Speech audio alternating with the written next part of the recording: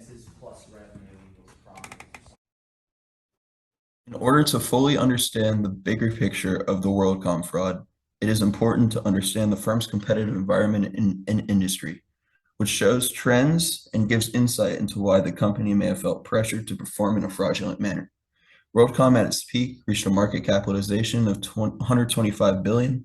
The company leveraged its order to acquire other smaller long-distance telecom companies, and as a result, experienced massive rapid growth in the late 80s.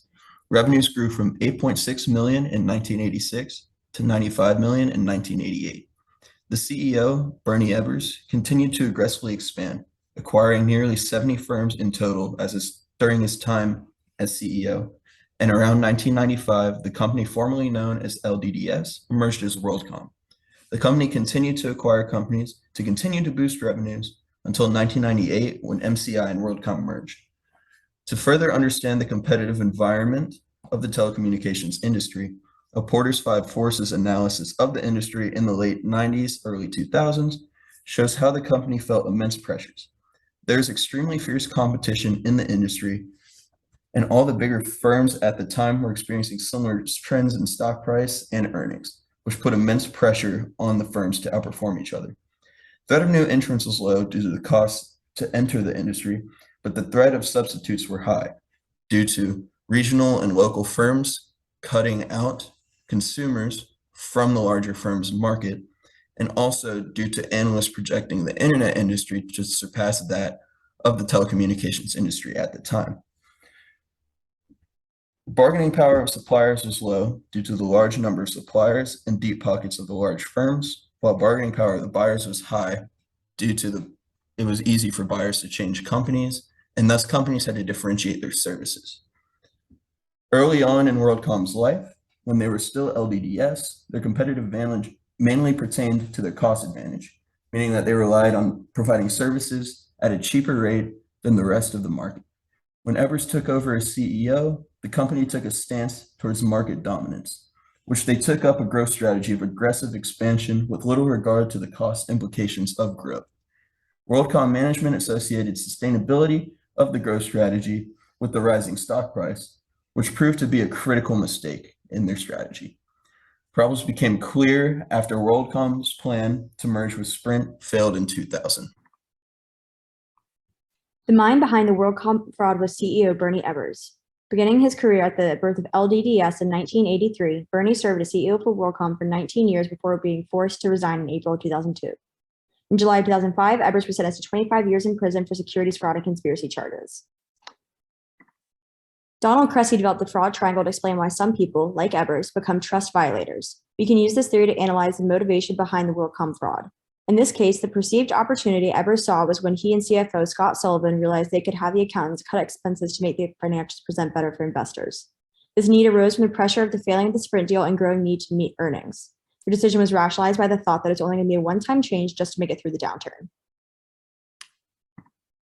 Prior to the WorldCom fraud, I had the pleasure of interviewing Bernie Ebbers. Here is an inside look on it. Did you have any help creating WorldCom? Yeah, me and my longtime friend, Scott Sullivan, my right-hand man, brought WorldCom to where it is today. He's a great guy. Helped me with everything I ever needed. Bernie, tell me more about the $408 million loan that you received. Well, JP Morgan was kind enough to lend me $408 million, and I put the collateral as my WorldCom stock. That seems like a lot of pressure. Yeah, financially speaking, yes. Bernie, tell me about the failed Sprint merger. Well, after I acquired about 70 companies through mergers and acquisitions, I tried to go for a big fish with Sprint and finesse all their equity. But of course, it got struck down by the SEC and antitrust entities. And I would consider this the start of the downfall. We couldn't meet expectations without it. How will this failed deal affect earnings?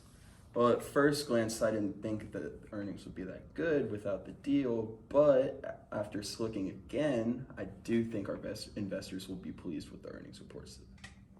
Yo, Scott, dude, you gotta cook these books for me, man. This $408 million loan's about to backfire, another Sprint merger fail. Dude, it's okay. It's okay. I think I can start recording expenses as investments.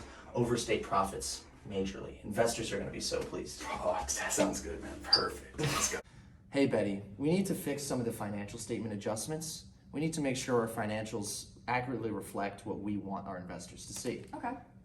So I think it's going to look something like this.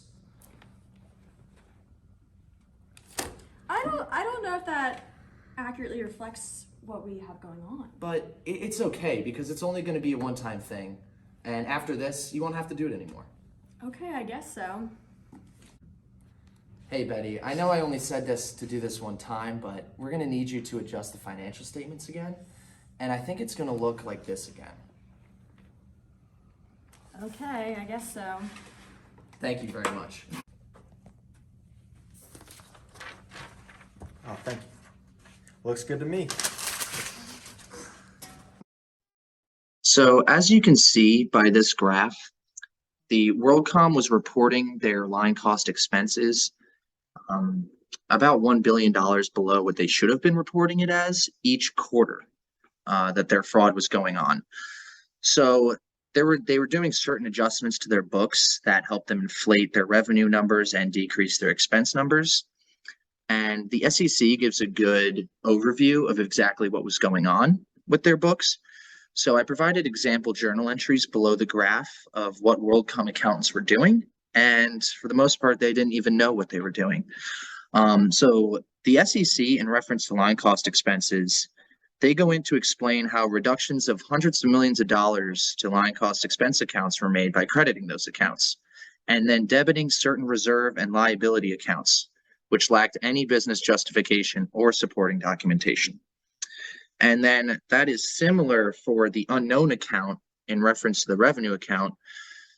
They were debiting these accounts that when the SEC asked these internal auditors, what are these accounts that you're using? The internal auditors did not know and could not give an explanation of what accounts they were using. So there was no justification, no documentation, nothing supporting what the accountants were doing. And as a result, WorldCom got away with fraud for a little bit, but it was on a very major scale that they got away with it. So here we have reported versus actual line cost expense and income. So we can see here that there's about an understatement about $750 million per quarter in line cost expense. And that creates an overstatement of income by about $750 million per quarter. And in the year 2000, the line cost expense was understated by $1.2 billion. And in 2001, it was understated by $3 billion. So here's the 10K from the year 2001. And we see that it was reported that total assets were $103 billion. And in actuality, they were only supposed to be reported at $33 billion. And the biggest difference is in this goodwill and other intangibles, where it was previously reported, fraudulently reported at $46 billion, and it actually was only $2 billion. So here we have some ratios that kind of describe the fraud of WorldCom. So here we have the current ratio, and in 2000, it increased from 0.5 to nearly 1 in 2001, and that's kind of the opposite of what Sprint did. Sprint went from 0.75 to 0.48 from 2000 2001, and debt to equity, WorldCom stayed about 0.7 for the year 2000 and 2001, when it should have been in the year 2000 7.5, and in 2001 it was really negative 4.5. And Sprint's during this time, Sprint increased from 1.3 in the year 2000 to 1.8 in 2001. And WorldCom's being at 0.7 for both those years, it should have signaled to the auditors, hey, something's up here, like what's going on, why is there so low? And the industry's is doubled what WorldCom's is. Well, my lawyer advised me to plead the fifth, but I just want to say I did nothing wrong, and once I've had the chance to explain myself, you all will realize WorldCom did nothing wrong. WorldCom committed major fraud. Bernie Ebbers knew exactly what was going on. I helped him with it. But since I'm snitching on him, I should get less of a jail sentence, I think.